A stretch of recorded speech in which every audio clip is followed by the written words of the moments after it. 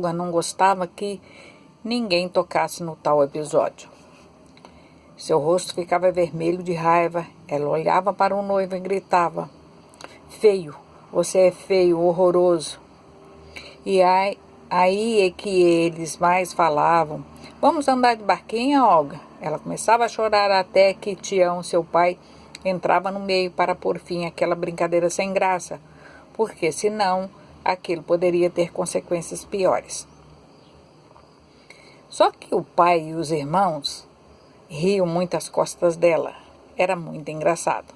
Não levavam tão a sério o acontecido, mas para ela aquilo se transformara numa tragédia.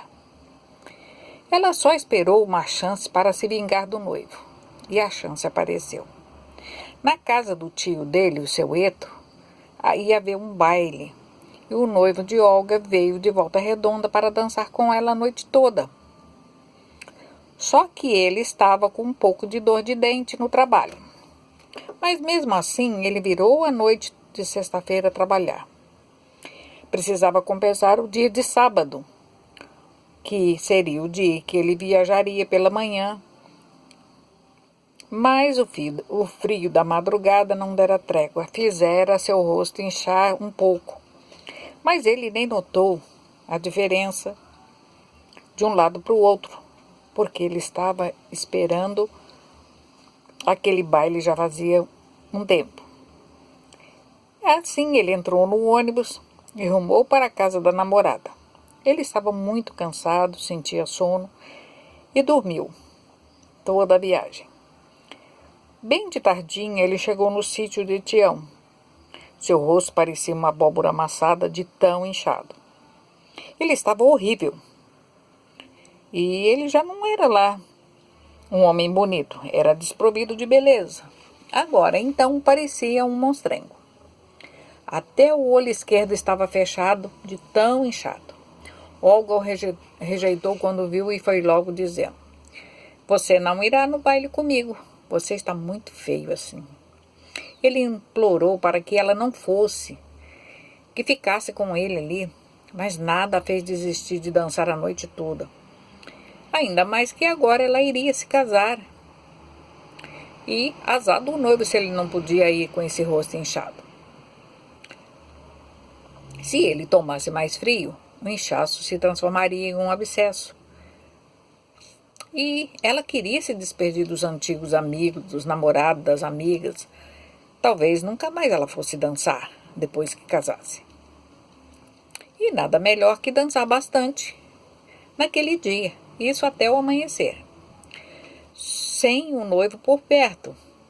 Essa seria sua vingança pelas brincadeiras de mau gosto que ele fazia para ela sempre, desde o episódio da barquinha. O pai disse que ela não iria ao baile, portanto ninguém iria. Ela retrucou respondona: "Eu vou sozinha, fico lá e amanhã à tarde eu volto." Pai e noivo ambos sabiam que ela iria mesmo, então era melhor que o pai fosse acompanhá-la junto com os irmãos. E assim ela fez. O noivo ficou em casa, ela tirou a aliança do dedo e dançou até o sol raiar. Quando alguém no baile lhe perguntava pelo noivo, ela respondia: "Ah, tá doente." E continuava a se divertir como se não tivesse de casamento marcado com alguém. Pela manhã, o baile deu uma parada para que todos tomassem café e logo após começou tudo de novo. Sebastião chamou-a para ir embora. Ela respondeu que não ia. Iria dançar até a sanfona parar de tocar. E o sanfoneiro ir embora. Tião havia deixado Zé Pedreiro em casa e sabia que ele teria que voltar no ônibus das 3 horas para a Volta Redonda. Ele iria trabalhar na segunda-feira às 8 da manhã. O pai teve que voltar sem ela. Quando foi explicar para o Zé Pedreiro, este não quis saber. Catou sua mala e foi embora de cara inchada. E aí todos achavam que o casamento já era.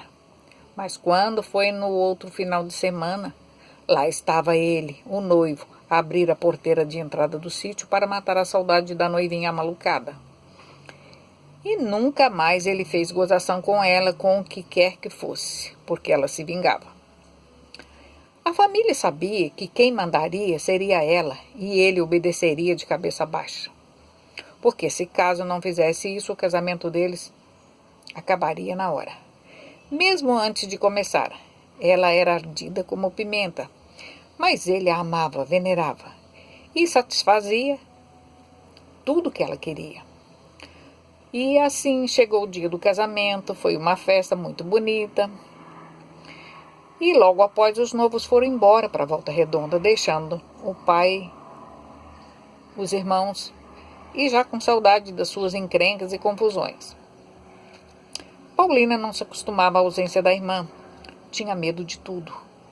Seus ataques de sonambulismo intensificaram ainda mais. O pai ficava preocupado com o estado mental de saúde de Paulina. Tinha medo dos filhos homens, não a deixava só. Ela tinha só 10 anos. Ouvia os assuntos de guerra e tinha pesadelos. Sentia vontade de se embrear no mato para se esconder e não sair de lá nunca mais. A vida de Tião nunca fora fácil. Mas ele tinha esperança que iria melhorar com o crescimento das crianças, mas que nada. Os problemas mudavam de acordo com a ocasião. Nunca acabavam. Será que ele nunca iria ser livre, ser feliz? Por que tanto sofrimento? Seria feliz algum dia? Veria a sua pequena filhinha feliz? O que fazer para ver um sorriso naquele rostinho triste? Ele se desdobrava em 10, em 1000, para cuidar dela, mas mesmo assim ele sabia que deixava muito a desejar. O que ela precisava mesmo era de uma mãe. Mas a mãe dela não voltaria mais. Estava morta. Não havia remédio para tal doença. A tristeza de se sentir só e não ter com quem contar. Os dias se arrastavam lentos, e lentos também era a necessidade de alguém na vida de Tião. Ele até chegou a pensar em arranjar uma outra mulher para amar e que o amasse também e que cuidaria da pequena filha e que se desse bem com os 4 rapazes. Mas isso seria difícil. Ter que conciliar os filhos, a nova esposa, a casa, os problemas. Não, isso não ia dar certo. Ele acabou por desistir de se casar, pelo menos temporariamente. Até que pretendentes ele tinha. Mas ele sabia que Paulina sofreria mais ainda se ele dividisse o amor dele com outra pessoa. Os pesadelos e sonambulismo dela o deixava cada dia mais amargurado. Então ele optou por levá-la para a casa de Zezé. Lá ela ajudaria a cuidar do bebê Pedro, que nascera de 6 meses. E Zezé já estava grávida de novo. Os enjoos, as tonturas, a fraqueza não davam tréguas. Ela estava muito mal. Da primeira vez, ela não tinha se sentido bem, mas agora ela não conseguia nem se levantar da cama. E Paulina se sentia útil a ajudá-la, e assim ela esquecia um pouco de suas mágoas. Todos os finais de semana, o pai Tião ia para lá para ficar com ela e com Zezé. Ele chegava a trabalhar bastante no canavial, matava as formigas, limpava o café, consertava as cercas da divisa. E o genro, o Sebastião Abrão, ficava no bem-bom. Enchia a cara de pinga na cidade e passava os finais de semana de porre. Com o trabalho do sogro, ele se acomodou de vez. Deixava tudo largado. Um dia, chegou um comunicado. Ele fora convocado para se apresentar. As Forças Armadas o chamavam para a guerra. E Zezé estava com quase 4 meses de gravidez. E o bebezinho, Pedro, estava com pouco mais de 11 meses. Tião resolveu que deixaria Paulina de vez ali com Zezé. Ali, pelo menos, ela seria útil. E tinha o bebê para ocupar o seu tempo. Porque ele passava mais tempo nas terras de Abrão do que no seu próprio sítio. Sabia que a filha estava precisando muito dele. E aí surgiu um apelido para Paulina. Todos a chamavam de Fiinha. E assim ficou, Fiinha para cá, Fiinha para lá. Este apelido ela carregou para o túmulo. A maioria das pessoas não sabiam nem que nome verdadeiro ela tinha. Todos a conheciam por Fiinha. O bebê, que se chamava Pedro, adorava Fiinha, que o carregava enganchado do lado em sua cintura. Ela era tão pequena e franzina que os pezinhos do bebê se arrastavam, quase tocando o chão. Sebastião Abrão fora para a Itália lutar com os aliados. A guerra estava chegando ao fim.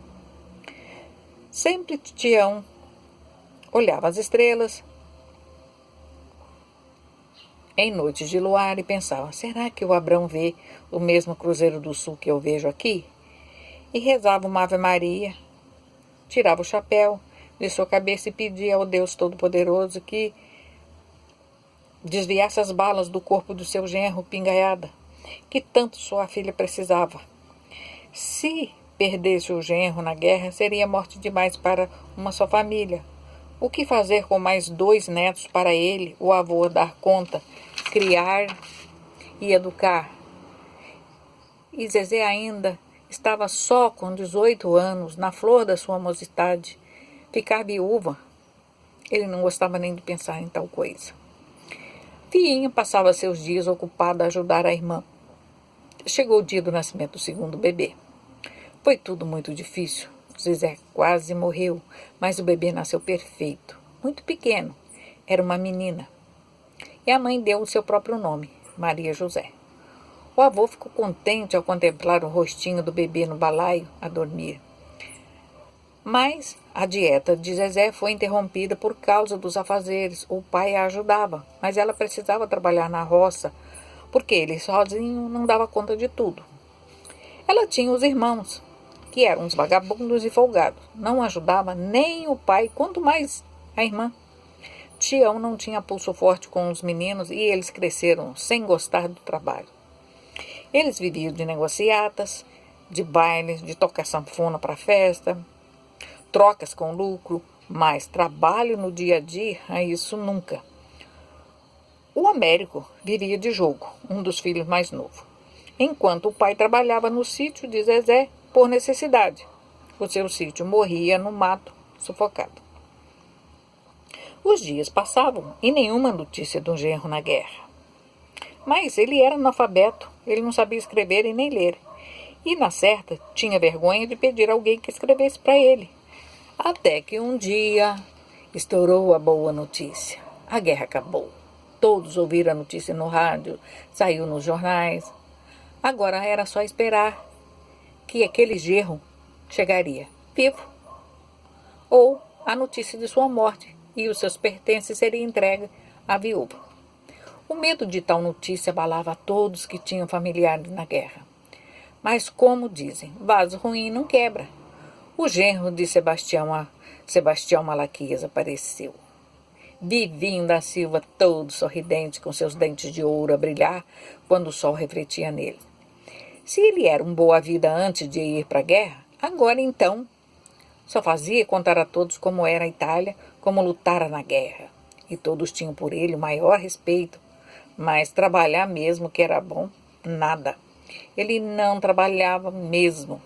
Ele passava os dias a conversar com os vizinhos, parentes. Comia e dormia, bebia as cachaça, arreava o burro e saía para o mato. Às vezes cortava uma lenha e vendia na cidade, isso de vez em quando, para comprar as cachaças. Abrão se achava o tal. Gostava muito de contar lorota, seus causos e dar muita risada. Era um homem muito alegre. Vivia rindo, ria de tudo, gostava de uma piada cheia de besteiras e palavrões. E também gostava demais de mulheres vagabundas. Sua esposa sofria com tudo isso, mas não reclamava a seu pai. E ele a apoiava, a ajudava, para que ela não desistisse do malfadado casamento. E seus 2 filhinhos, tão pequeninos, precisavam de uma família unida, precisavam de um pai que pouco ligava para eles. O avô é que cercava as crianças de todo carinho e atenção. Fiinha gostava das crianças demais. Era seus bem-querer. Seu dia era todo ocupado com elas, de manhã à noite. Era só as crianças. Ela praticamente se esquecera da mãe, da falta que ela fazia. Algumas vezes sonhava com a mãe. Eram sonhos bons e ela se sentia muito feliz em casa de sua irmã. Depois de algum tempinho, Olga voltou para visitá-los e deixou seu endereço com Fiinha. E foi aí que ela pegou a pena e o papel e escreveu uma carta para a irmã Olga e toda contente pediu ao pai que corrigisse os seus erros de português. O pai a elogiou muito pelo seu esforço, porque até ali ele pouco ensinara. Ele nem sabia que Fiinha sabia ler e escrever. E também, para alegrar mais a seu pai, ela pegou um almanaque Fontoura, que continha umas histórias, entre elas do Jeca Tatu, que era um homem pobre que ficou rico quando sarou do amarelão, e leu tudo do começo ao fim para seu pai ouvir. Ele teve uma surpresa. Pensava ele que ela era muito pequena para aprender e nunca ele a forçava a nada. Mas, a partir daquele dia, da sua leitura no almanaque, o pai se responsabilizou em ensiná-la com mais dedicação, porque viu que realmente ela tinha grande interesse em aprender o segredo da escrita e dos livros. De todos os seus filhos, ela era a que mais sabia. Coitada, Zezé não sabia ler e nem escrever. Não tivera tempo para aprender quando era mais jovem. Agora casada com 2 filhos, ela achava que a leitura não lhe faria falta. Pois não é que o seu marido, o Sebastião Abrão, não sabia nem ler e nem escrever. E, mesmo assim, atravessara o mar e fora para o outro lado do mundo, lutara na guerra e voltara vivo de lá para lhe encher o saco e pôr mais filhos na sua barriga. Então, ela não tinha interesse nenhum em aprender a ler. E aí, isso nos faz pensar em como era o grau de capacidade de luta dos nossos pracinha, ao entrar em uma guerra e manejar uma arma, cujos manuais eles não eram capazes de nem sabiam que documento eles tinham e nem o que estava escrito neles. Por isso é que muitos morreram, e como tudo é destino, muitos voltaram vivos, porque a guerra havia acabado. O pai de Fiinha começou a ser chamado de Sebastião Malaquias. A princípio, ela não entendeu bem porque ele não tinha Malaquias no nome. Seu nome era Sebastião José Meireles. O que Fiinha não entendia era que era um primo seu que morava perto da sua casa que tinha esse nome de Sebastião Malaquias. Mas as pessoas confundiam muito o tio e o sobrinho, ambos de nome Sebastião. Era tanto Sebastião naquele lugar. O pai dela não se importava em ser chamado de Malaquias, porque o nome de Meireles lhe foi dado pela família que o criou, sendo que ele não tinha o sangue deles. E eles não lhe davam muita atenção, chegando a desprezá-los, a esquecer que ele existia em certos momentos difíceis de sua vida. E quando o chamavam Sebastião Malaquias, ele atendia de bom grado, sendo esse o nome do filho de uma irmã sua, esposa falecida. Acho que ele se sentia bem em ser chamado pelo sobrenome de família da esposa amada. Era uma homenagem a ela. Esse nome ele levou com ele para a eternidade. Hoje se lê na sua lápide Sebastião Malaquias. Não tem nada de Meireles escrito lá. Paulina começou a aprender os primeiros pontos de costura. Costurava na mão. Mas um dia ela pediu ao pai que lhe desse a máquina de costura de sua mãe, que estava guardada dentro de uma canastra trancada a cadeado embaixo da cama, ou tarimba. No quarto da sala, o piso era de chão batido e uma cama em forma de giral feita sobre as estacas de pau mulato, pau bem duro e forte que não lasca. As talas de bambu eram amarradas uma ao lado da outra, fazendo um pequeno geralzinho, e em cima era colocado o colchão de palha rasgadinha, bem fininha para ficar bem macio. E era lá bem no canto, junto da parede do pau a pique, que estava a velha canastra de Inês, sua mãe, que ela trouxe ao se casar com seu enxoval que estava dentro dela.